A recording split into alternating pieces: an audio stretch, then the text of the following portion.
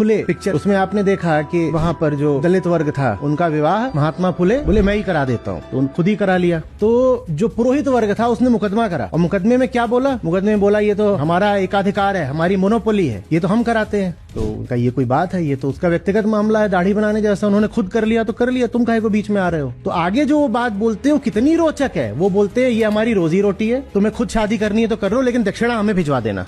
ये है रिचुअल, बिना कुछ काम धाम करे आय का स्रोत। समझ में आ रहा है क्यों इतना जरूरी माना जाता है लोक धर्म में कि तुम रिचुअल का पालन करो, क्योंकि पता नहीं कितने लोगों की आमदनी उससे जुड़ी हुई है और उन्हें बिना कुछ करे धरे पैसा मिलता रहा है सदियों से। तो जो अंग्रेज जज था वो क्या बोलता है उस पिक्चर में, नो वॉर नो मनी।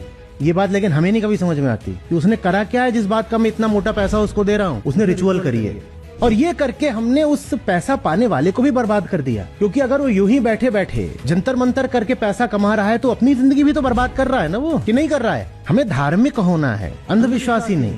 हम सत्य को पूजते हैं, मान्यता को नहीं।